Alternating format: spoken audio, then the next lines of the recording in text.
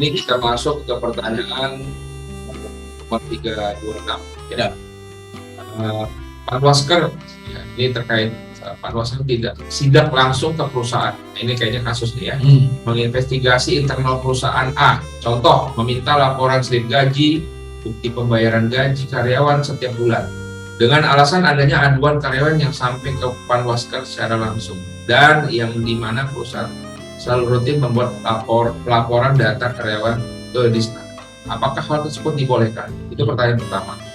Pertanyaan keduanya masih di pertanyaan nomor 326. Bukankah sebaiknya Panwasker melakukan controlling, pengecekan di Disnaker terlebih dahulu perihal masalah perusahaan?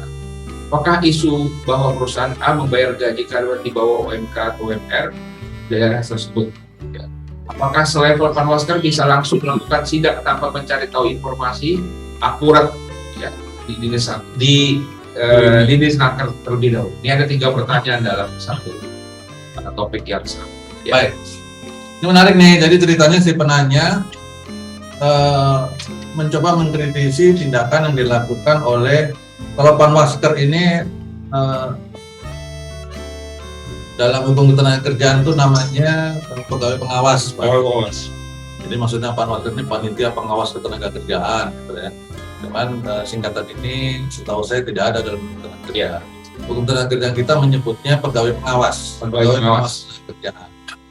Dia melaksanakan sidak langsung ke perusahaan, langsung investigasi internal perusahaan. Dia minta laporan slip gaji, bukti pembayaran gaji, dan sebagainya. Ya.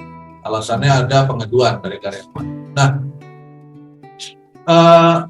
ada hal yang perlu kita pahami tentang pegawai pengawas ketenaga kerjaan, Bapak Ibu semua. Pegawai pengawas tenaga kerjaan ini ada aturannya, dilindungi oleh undang-undang. Ya, dia memiliki fungsi dan tugas untuk melakukan pengawasan ketenaga kerjaan, di mana bentuk pengawasannya itu ada yang disebutnya pengawasan rutin. Kalau ada 3 jenis pengawasan itu. Rutin, pengawasan investigasi, terus pengawasan apa lagi? Tidak rutin atau semacam itulah ya.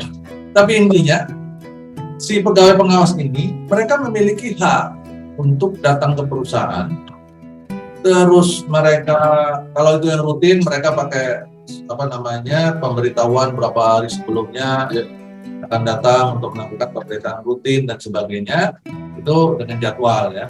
Tapi kalau nggak rutin, termasuk karena ada pengaduan, pegawai pengawas juga bisa datang ke perusahaan sewaktu-waktu, tentu dengan menunjukkan semacam surat tugas atau pengenal dan sebagainya, identitas bahwa dia adalah pegawai pengawas. Kemudian dia memiliki kewenangan juga untuk meminta data-data, dan itu memang dilindungi oleh undang-undang, Bapak Ibu semua. Ya, Bapak Ibu penanya ini. Jadi mereka memang memiliki kewenangan untuk itu. Ya. Terus apakah si pegawai pengawas ini wajib menyampaikan siapa yang mengadukan, identitas pengadu? Enggak. Dia boleh menyembunyikan identitas si pengadunya atau si pelapor ini untuk kepentingan perlindungan. Ya, jadi dia boleh melindungi si pelapor. Yang penting dia datang ke perusahaan untuk mengkonfirmasi, memastikan apakah benar kalau dalam kasus ini, apakah benar si karyawan di perusahaan A ini gajinya dibayar di bawah upah minimum, kan begitu. Kalau ternyata perusahaan memang tidak melakukan pelanggaran seperti itu, sampaikan saja bukti-bukti, nggak ada masalah. Ya. Bahkan apabila si pegawai pengawas akhirnya menyatakan perusahaan melakukan pelanggaran dan sebagainya, kemudian dia biasanya akan mengeluarkan akta pengawasan.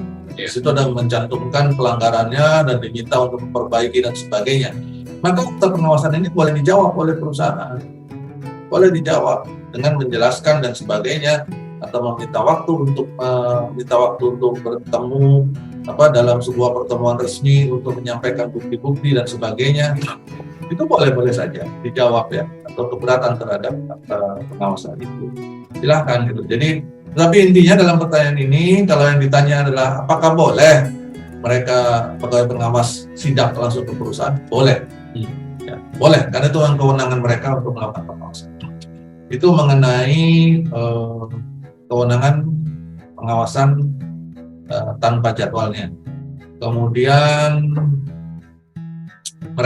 perlu nggak mereka mencari tahu dulu tentang perusahaan A ini di Disnaker? Tentu, karena mereka orang Disnaker. Mereka itu adalah orang Disnaker ya. Jadi mereka adalah salah satu divisi di Disnaker. Kan ada beberapa divisi itu, departemen atau bagian apa ya. Ada salah satunya bagian pengawasan. Jadi tentu sebelum mereka turun ke lapangan, datang perusahaan, mereka pasti ngecek dulu. Coba aku lihat dulu data perusahaan A. Oh, data perusahaan selama ini laporannya lengkap. Katanya bayar selalu di atas upah minimum. Oh, aku terima laporan di bawah upah minimum. Oke, aku akan turun ngecek. Nah, justru karena itu aku datang ngecek. Ya, atau jangan-jangan misalkan mau ngecek di balik perusahaan. Oh iya, memang benar. Ternyata perusahaan ini mendapatkan dispensasi mengenai pembayaran upah minimum karena dia sudah mengajukan dispensasi untuk membayar upah di bawah upah minimum karena ketidakmampuan dan sudah melalui proses penelitian, pemeriksaan dan sudah diizinkan untuk berapa lama. Nah, sehingga memang benar kalau laporannya di bawah upah minimum memang benar dia memang sekarang masih di bawah upah minimum. Ya, tapi dia sudah berjanji bahwa pada bulan sekian dia akan memperbaiki itu sesuai perkembangan bisnisnya. Oh ya sudah. Jadi seperti itu ya. Mereka pasti ngecek karena itu di Disnaker juga. Bukan pengawas itu bukan divisi atau badan atau lembaga di luar Disnaker. Dia ada di dalam Disnaker. Ya. Begitu kurang lebih Bapak Ibu penanya.